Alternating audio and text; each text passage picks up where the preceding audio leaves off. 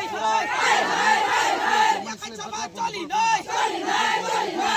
want justice.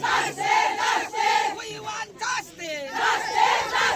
We want justice. Nusrat নূরে অজিত বর্মন তাড়াতাড়ি অতি সত্ত্বে transfer মাখাই নাই চলি নাই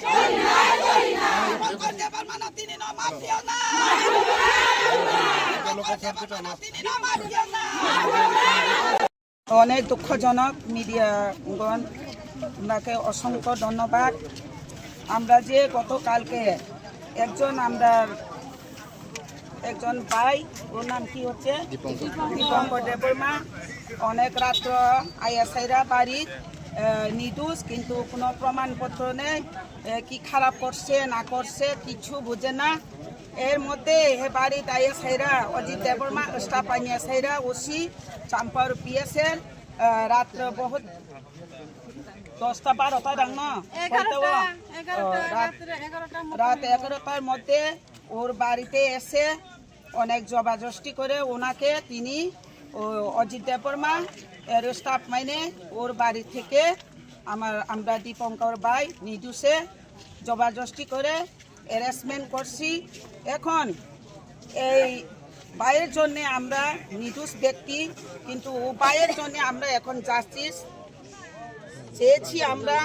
আমরা মহিলা সব মিলে এখন আন্দোলন দিতেছে। একটা আছে আমরা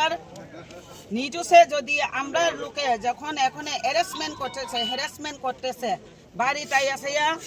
আইয়াসাইরা এখন বাচ্চা পোলাপানের লোকে রাত্র বউ আছে বাচ্চা আছে বিছনার মধ্যে, এর মধ্যে জবাজস্তি কইরা পাইনিয়া গাড়ির মধ্যে উঠাইয়া এইভাবে একটা অপরাধী, এই লোকের কোনো নাই। আমরা নির্বাচনের আগে যখন আমরা প্রার্থী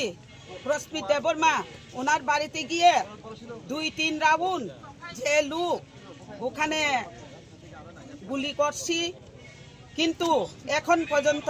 এই সন্ত্রাস লোকে কোনো গ্রেপ্তার হয়নি। এর মধ্যে যদি আমরা লোকলে এইভাবে যদি বেনা দোষে তিনি একজন প্রশাসনের কোন লয়ারের অর্ডার দিছে, কিন্তু লয়ারের অর্ডার পাইরা সাইরা তিনি আমরা দীপঙ্কর ভাই কালকে রাত্রে গভীর রাত্রে হেরা পিএস আন্ডারের আমরা পিএস সাম্পাহর আন্ডারের পুলিশ অজিত দেববর্মা তিনি ওনাকে অনেক জবাজস্তি করে এখন বোধহয় এখন জেলে নি দিছে না কোর্টে দিছে, কিন্তু আমরা বুঝতাম পারছি না। কিন্তু এই রাত্রের মধ্যে আমরা যদি জানতাম আমরা মহিলা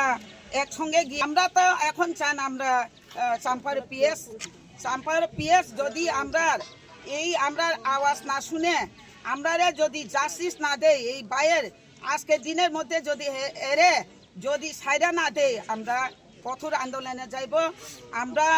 আমরা পিএস এর মধ্যে আমরা গ্রেপ্তার দিওনের বাধ্যমূলক হতে পারে, কিন্তু এখন দিন আমরা টাইম দিচ্ছি 3টা-4টার মধ্যে যদি বাইকে যদি না সাইডা পিএস ওসি সাহেব অজিত দেববর্মা ওনাকে আমরা বদলি করাতে চাই, কিন্তু এইভাবে প্রশাসনের মোতাবেক আইনের মোতাবেক অনেকে আছে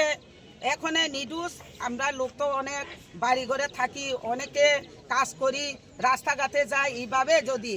আর একজন বাইরে যদি ধরে এই সময় জবাব দায়ী এই লোকেরা দায়ী হলো অজিত দেববর্মা।